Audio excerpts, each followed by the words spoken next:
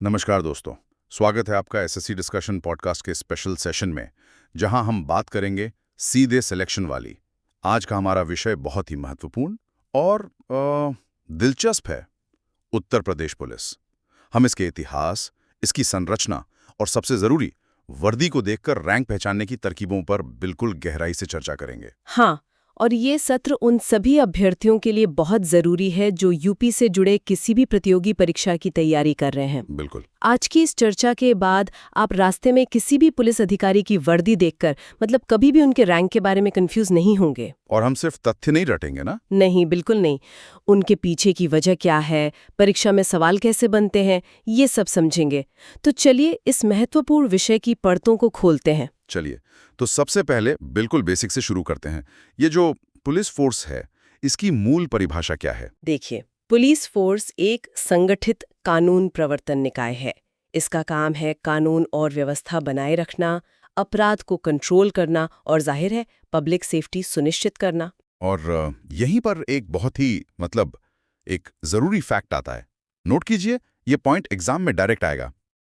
UP police को world's largest single police force कहा जाता है। जी, इसका मतलब है कि यह दुनिया का सबसे बड़ा एकल पुलिस बल है, यानी एक ही सेंट्रलाइज्ड कमांड स्ट्रक्चर के तहत ये काम करता है। अच्छा। और इसकी जो ऐतिहासिक नींव है वो पुलिस एक्ट 1861 पर आधारित है। 1861? ये तो 1857 के विद्रोह के ठीक बाद की बात है। बिल्कुल, ये एक्ट अंग्रेजों द्वारा नियंत्रण बनाए रखने के लिए ही बनाया गया था। इसका शुरुआती उद्देश्य जनसेवा नहीं था, बल्कि व्यवस्था पर पूरा कंट्रोल रखना था। तो मतलब इसका डीएनए कहीं ना कहीं औपनिवेशिक है। सही कहा। और स्थापना का वर्ष, ये सीधा तथ्यात्मक प्रश्न बन सकता है। यूपी पुलिस की स्थापना हुई थी 1863 में। ख्याल है वो तो लखनऊ की सिग्नेचर बिल्डिंग में है, और आदर्श वाक्य है, सुरक्षा आपकी, संकल्प हमारा। हाँ, जो इसके ऐतिहासिक उद्देश्य से अब काफी अलग है। सही बात है। अच्छा, अब इसकी कमांड श्रृंखला को समझते हैं। ये एक पिरामिड की तरह है ना? बिल्कुल, एक पिरामिड की तरह। सबसे ऊपर राज्य, फिर बीच में जोन और रेंज, और सबसे नीचे जिला और थाना। तो राज्य स्तर पर सबसे बड़े अधिकारी कौन होते हैं? राज्य के सर्वोच्च पुलिस अधिकारी होते हैं डीजीपी, यानी director general of police. DGP. और उनके नीचे? उनके नीचे एडीजी, आईजी और डीआईजी आते हैं। अब पूरे प्रदेश को प्रशासनिक सुविधा के लिए जोन में बांटा गया है। हाँ, जोन स्तर। तो यूपी में कुल कितने जोन हैं? यूपी में कुल 8 जोन हैं, और हर जोन का जो प्रमुख होता है वो एक एडीजी रैंक का अधिकारी होता है। अच्छा, एक एडीजी रैंक का अधिकारी। जी, ये इसलिए किया गया है ताकि बड़े भौगोलिक क्षेत्रों का बेहतर सुपरविजन हो सके। और जोन के नीचे फिर रेंज आती है? हाँ, जोन के नीचे आता है रेंज स्तर। यूपी में कुल 18 रेंज है, और इनके प्रमुख या तो आईजी या फिर डीआईजी रैंक के अधिकारी होते हैं। और एक रेंज में कई जिले आ जाते होंगे। बिल्कुल। तो अब आते हैं जिला स्तर पर। यहाँ के प्रमुख को तो आम भाषा में कप्तान कहते हैं। हाँ, कप्तान साहब। बड़े जिलों में ये होते हैं एसएसपी, यानी सीनियर सुपरिटेंडेंट ऑफ पुलिस। और छोटे जिलों में? छोटे जिलों में एसपी, यानी सुपरिटेंडेंट ऑफ पुलिस। ठीक है। और जिले के अंदर भी तो डिवीजन होते हैं। हाँ, कई थानों को मिलाकर एक सर्कल बनता है। इसके प्रमुख होते हैं सीओ, मतलब सर्कल ऑफिसर, जो कि डीएसपी रैंक के अधिकारी होते हैं। और फिर सबसे आखिर में जमीनी स्तर की पुलिसिंग, यानी पुलिस स्टेशन। बड़े थाने का प्रमुख होता है एसएचओ, जो एक इंस्पेक्टर रैंक का अधिकारी होता है। और छोटे थाने का? छोटे थाने का प्रमुख एसओ होता है, यानी स्टेशन ऑफिसर, जो एक सब इंस्पेक्टर होता है। तो ये पूरा एक ढांचा है ऊपर से नीचे तक। लेकिन आजकल एक और सिस्टम बहुत चर्चा में है, कमिश्नरी प्रणाली। हाँ, कमिश्नरी सिस्टम, ये एक बहुत ही आधुनिक और महत्वपूर्ण व्यवस्था है।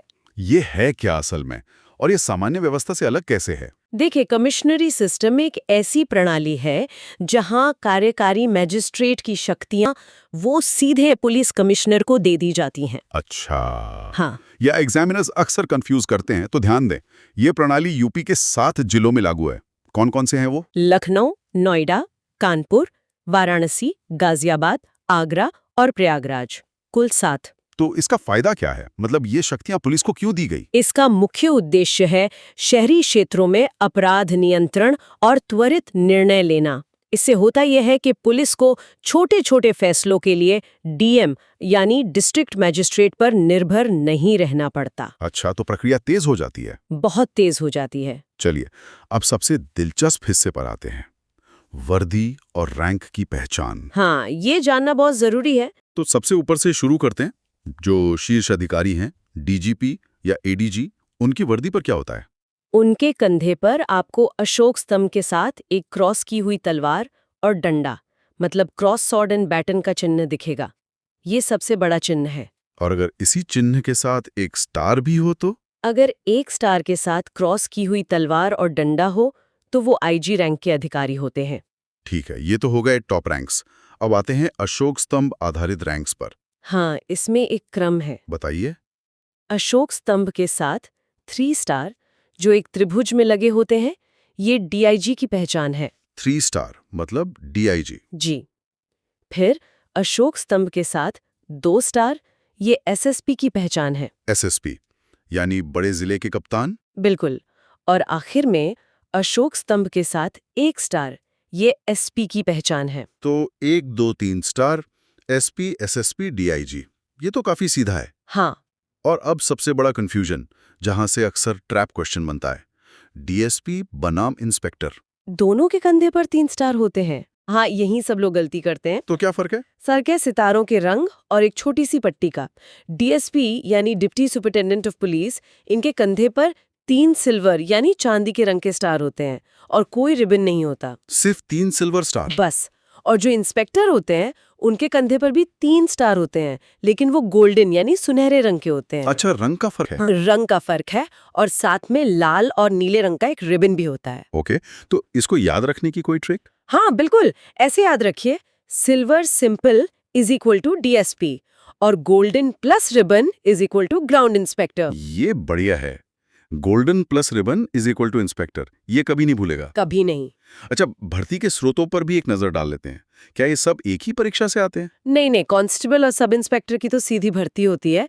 डीएसपी जो है वो राज्य पीसीएस परीक्षा के माध्यम से चुने जाते हैं। और आईपीएस अधिकारी? आईपीएस अधिकारी यूपीएससी सिविल सेवा परीक्षा के माध्यम से आते हैं, जो फिर एसपी से लेकर डीजीपी तक के वरिष्ठ पदों पर नियुक्त होते हैं। और यूपी पुलिस में कई विशेष इकाइयां भी हैं, जैसे ट्रैफिक पुलिस, क्राइम ब्रांच। हाँ, एटीएस यानी एंटी टेररिस्ट स्क्वाड, एसटीएफ मतलब स्पेशल टास्क फोर्स, और आज के जमाने की सबसे जरूरी साइबर सेल। ये सब स्पेशल काम के लिए होती हैं? जी, ये विशेषज्ञ टीमें हैं। चलिए, तो अब एक रैपिड फायर सारांश हो जाए। हो गया है। यूपी पुलिस किस एक्ट पर आधारित है? Police act 1861। स्थापना वर्ष? 1863।